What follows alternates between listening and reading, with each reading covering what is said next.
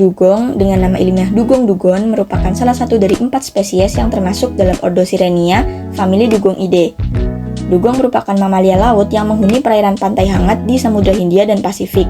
Dugong umumnya menghuni perairan dangkal dan berada di kedalaman sekitar 10 meter, meskipun kadang-kadang mereka menyelam hingga kedalaman 39 meter untuk mencari makan.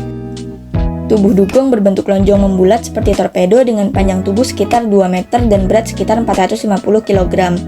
Kulit dugong tebal dan halus dengan warna pucat ketika masih bayi dan berubah menjadi warna abu-abu gelap kecoklatan di bagian punggungnya menjelang dewasa, serta bagian perut dengan warna yang lebih terang.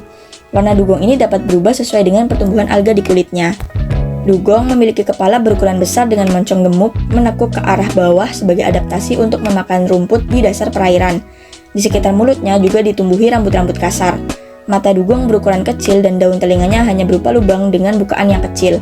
Lubang hidung dugong dilengkapi penutup yang terdapat pada bagian ujung atas dari moncongnya. Karena merupakan mamalia laut, dugong sesekali muncul ke permukaan untuk bernapas melalui lubang hidung di dekat bagian atas moncongnya tersebut. Dugong tidak mempunyai sirip punggung dan sirip perut, namun dugong memiliki sirip dada berukuran pendek dengan ujung membulat. Sirip ini digunakan untuk membantu pergerakan saat berenang, memutar arah, dan menjaga keseimbangan. Dugong dilengkapi dengan ekor yang pipi horizontal dan bentuknya bercabang seperti ekor paus dan lumba-lumba. Bila ekornya diayunkan naik turun, akan memberi daya dorong baginya untuk berenang maju ke depan. Pada dugong betina, sepasang kelenjar susu pada betina ditemukan di sekitar sirip dada, dan dugong betina juga cenderung sedikit lebih besar daripada dugong jantan.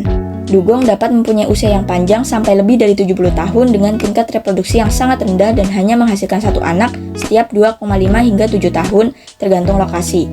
Hal ini mungkin disebabkan karena masa kehamilan yang lama, yaitu antara 13 hingga 14 bulan. Berbeda dengan mamalia laut lainnya, mamalia ini sepenuhnya adalah herbivora dan memainkan peran penting dalam menjaga ekosistem pesisir. Dugong merupakan satu-satunya mamalia laut pemakan lamun yang juga berkontribusi besar dalam menyeimbangkan ekosistem lamun. Perannya sebagai pengendali ekosistem laut tidak bisa digantikan oleh biota laut lainnya. Sebagai pemakan lamun, dugong biasa memakannya dengan cara mengaduk substrat yang ada di bawah pasir laut. Cara tersebut membantu siklus nutrien di alam dan menyuburkan tanah yang ada di bawah perairan sehingga mamalia ini juga berperan besar dalam penyebaran pertumbuhan lamun. Dugong memainkan peran ekologis yang penting dalam ekosistem laut pesisir dan status populasinya di suatu wilayah dapat digunakan sebagai indikator kesehatan ekosistem secara umum.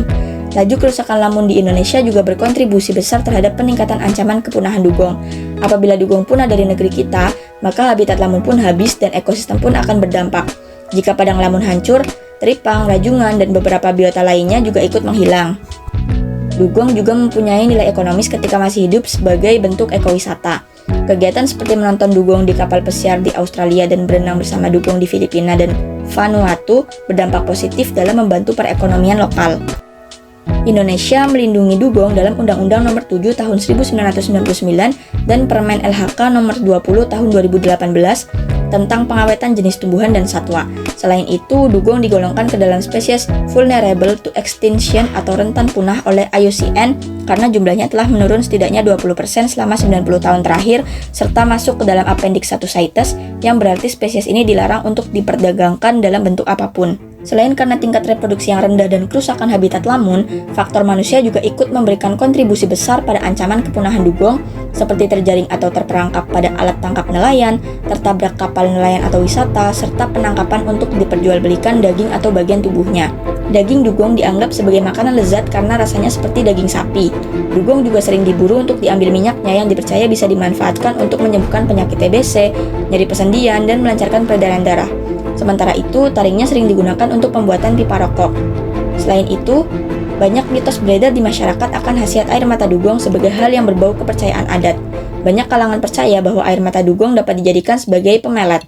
Padahal fakta ilmiahnya, air mata dugong tersebut adalah proses biologis di mana lendir yang keluar dari mata dugong adalah untuk menjaga kelembapan mata ketika dugong muncul ke permukaan air.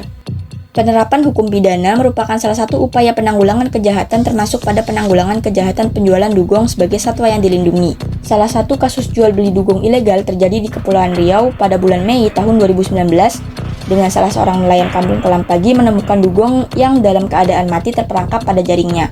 Nelayan ini kemudian memotong dan menjualnya kepada masyarakat sekitar.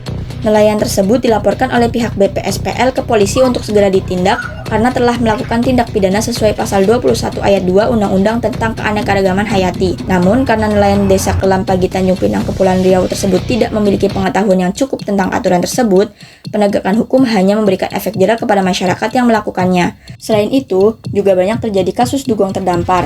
Fenomena ini telah banyak dilaporkan di berbagai lokasi selain Indonesia. Frekuensinya bisa tinggi maupun rendah. Temuan dugong terdampar setidaknya akan memberikan petunjuk mengenai habitat satwa yang dimaksud, serta kondisi penyakit yang menyebabkannya terdampar. Di Australia misalnya, diketahui bahwa dugong terdampar karena beberapa sebab, yaitu anakan yang terpisah dari induknya, terserang penyakit, mati, serta dihantam badai atau cuaca buruk. Terpisahnya anakan dugong dari induknya umumnya terjadi karena induk yang dimaksud mengalami sakit akibat sebab tertentu, seperti tertabak bot dan terjebak jaring, serta terserang penyakit infeksius maupun degeneratif. Penyebab terdamparnya dugong masih sulit ditentukan karena tidak dilakukan nekropsi pada dugong yang terdampar mati maupun pemeriksaan medik komprehensif pada dugong yang terdampar dalam keadaan hidup. Oleh karena itu, hal ini mesti mendapatkan perhatian serius di masa yang akan datang.